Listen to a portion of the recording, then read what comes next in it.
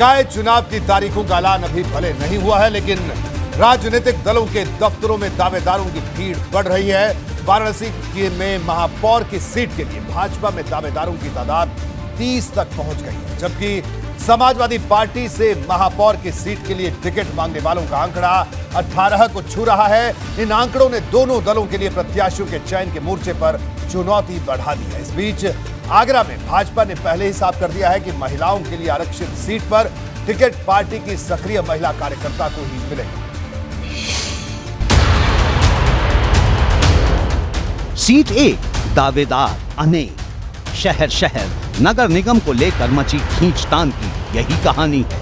सबसे पहले वाराणसी की जमीनी हकीकत जान लीजिए।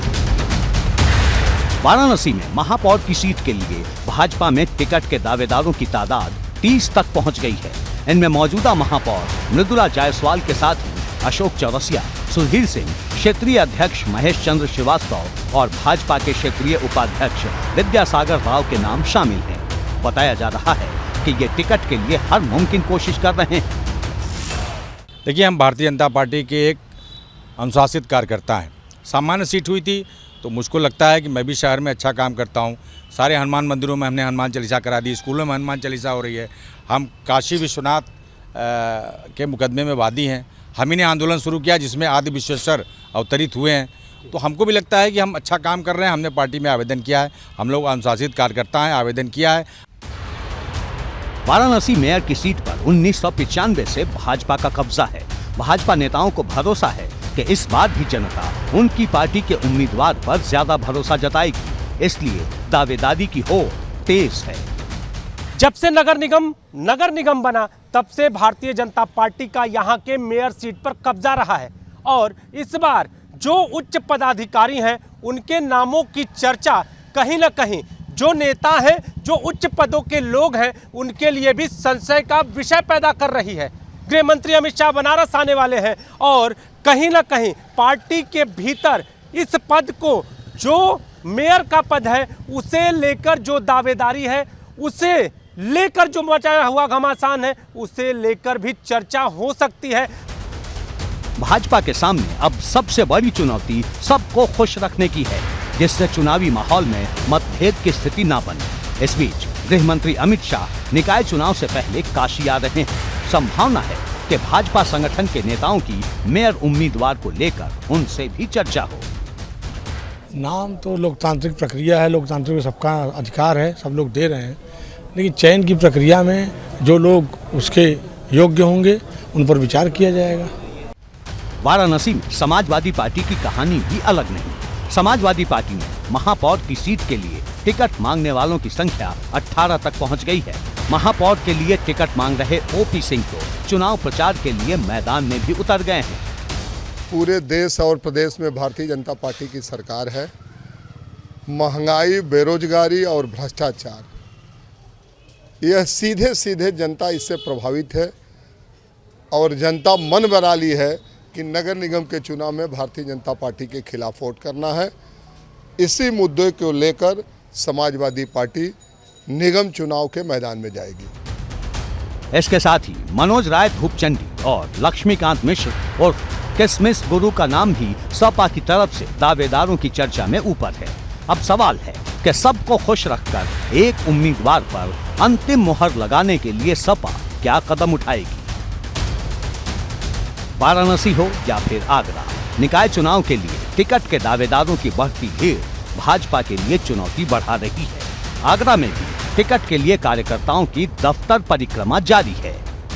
जैसे कार्यकर्ताओं का, हम लोगों का स्वभाव है कि हर कार्यकर्ताओं को अपना आवेदन करने के अधिकार है और हर कार्यकर्ताओं के बीच अपना समन्वय है कि जिसको भी अपना टिकट मिलेगा वो हमारा प्रत्याशी कमल का फूल होगा।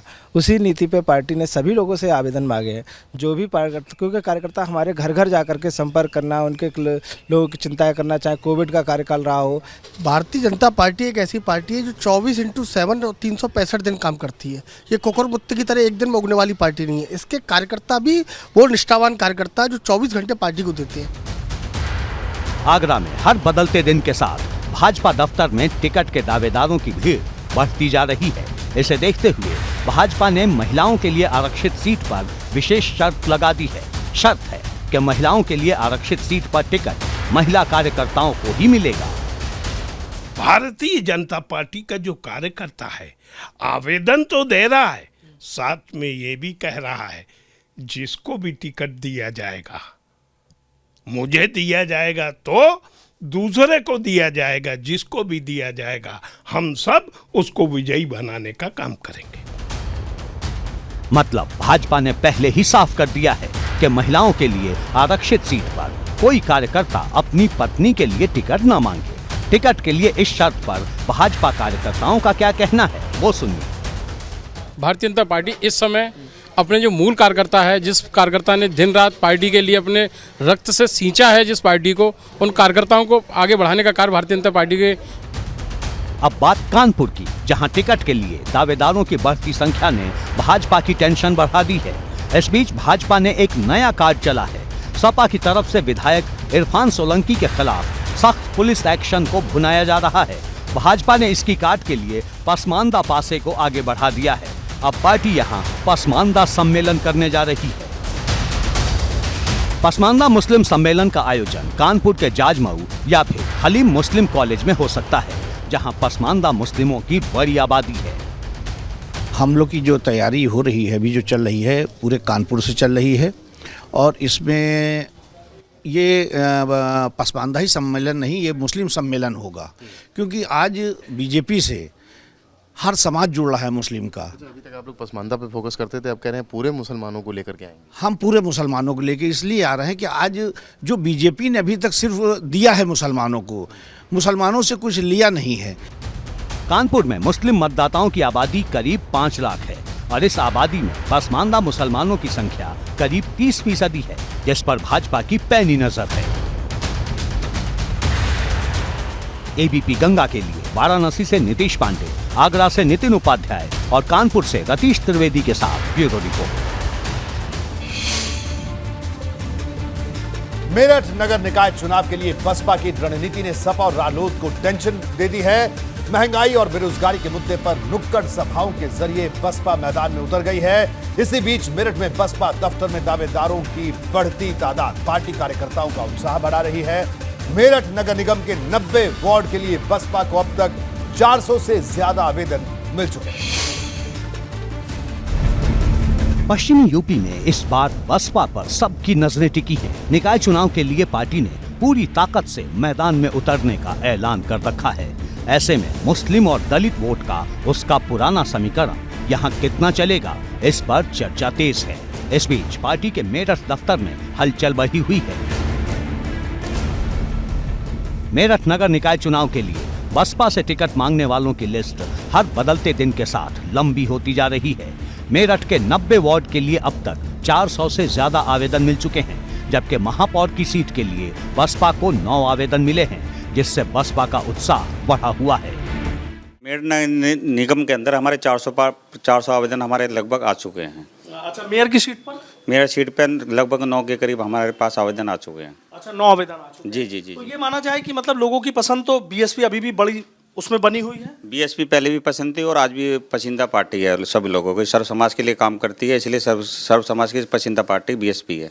अच्छा, तो मतलब बेहद मजबूती से लड़ने जा रहे हैं चुनाव? जी जी, पूरी मजबूती से चुनाव लड़ा जाएगा नगर निगम का। निकाय चुनाव से पहले बसपा मेरठ में नुक्कड़ सभाओं के जरिए माहौल बना रही है।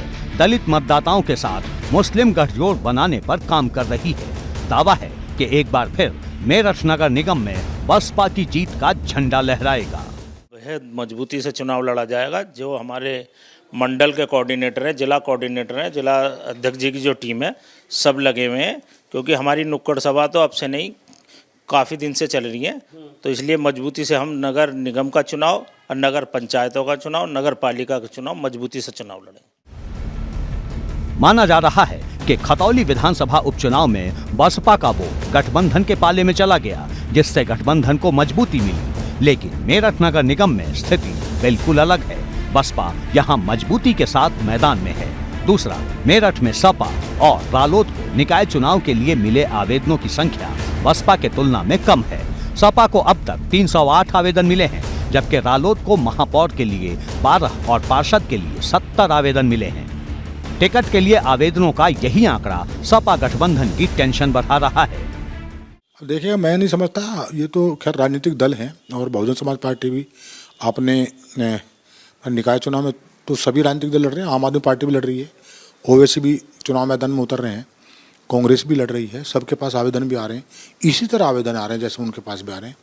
लेकिन जैसा पिछला रिकॉर्ड है बहुजन समाज पार्टी का, उनको ये पता है भारतीय जनता पार्टी को कि अब गठबंधन और भाजपा के बीच चुनाव रहता है। सपा गठबंधन की टेंशन की एक वजह ये भी है कि अभी सपा और रालोद में ये तय नहीं कि मेरठ शहर के सियासी संघर्ष में कौन उतरेगा, जबकि बसपा पुराने समीकरणों के आसरे नई कहानी लिखने के लिए मैदान में उतरने का दम भर रही है। एबीपी गंगा के लिए मेरठ से सनुज शर्मा की रिपोर्ट। वहीं भाजपा ने कांग्रेस को रायबरेली चैलेंज दिया है। पार्टी का दावा है कि इस बार अगर सोनिया गांधी रायबरेली से चुनाव लड़ती हैं तो उनकी हार तय है। इस दावे ने कांग्रेस को आपे से बाहर कर दिया। दरअसल सोनिया गांधी को लेकर चुभने वाला बयान योगी सरकार में मंत्री दिनेश प्रताप सिंह ने दिया है, जो रायबरेली से आते हैं। उन्होंने कहा कि 2024 के लोकसभा चुनाव में रायबरेली सीट पर भाजपा जीत का झंडा फहराई।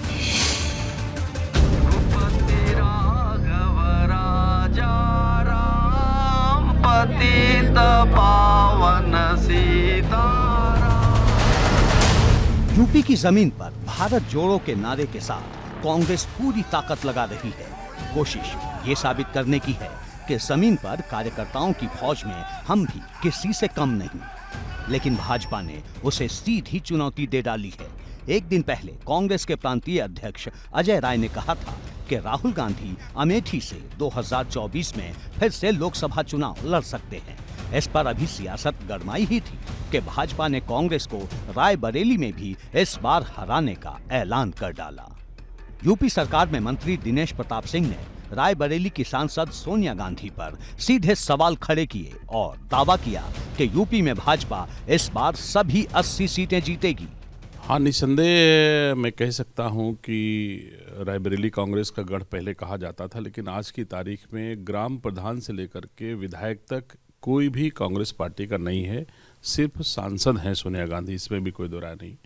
लेकिन एक तरफ जहां कांग्रेस और गांधी परिवार मिलकर के भारत जोड़ो का नारा दे करके देश में काम कर रहे हैं, वहीं रायबरेली छोड़ो भी दिखाई पड़ रहा है कि रायबरेली जब से सोनिया गांधी जी जीत के गई हैं वो कभी नहीं आई।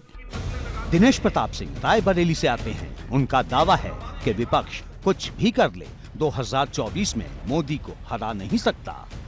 इससे पहले भी एक नहीं, अखिलेश यादव के साथ दो नौजवान खड़े हुए थे। यूपी के दो लड़के का नारा दिया था, वो भी बूढ़े नहीं थे, वो भी नौजवान ही थे दोनों। तो उस बार कुछ नहीं कर पाए तो आगे भी कोई कुछ नहीं कर पाएगा। अभी नरेंद्र मोदी जी बूढ़े नहीं हुए हैं। भाजपा के सोनिया गांधी पर इस कदर साधे गए सीधे निशाने पर कांग्रेस बिफर उठी। पार्टी के प्रदेश अध्यक्ष ब्रजलाल खाबरी ने कहा, चुनाव आने दीजिए, हम भाजपा के दांत खट्टे कर देंगे। जहां तक सवाल अमेठी और रायबरेली का है, मैं कह सकता हूं कि मैं इस आने वाले लोकसभा के चुनाव में भारतीय जनता पार्टी के इतने दांत खट्टे करेंगे कि उन्होंने सोचा भी नहीं होगा। हम अमेठी भी जीतेंगे, रायबरेली भी जीतेंगे और उनसे कम 20 सीटें और छीनेंगे। साफ है कि अमेठी से लेकर रायबरेली की धरती तक 2024 में फिर जबरदस्त घमासान देखने को मिलेगा, जिसकी रणनीति अभी से तैयार की जा रही है। एबीपी गंगा के लिए ब्यूरो रिपोर्ट।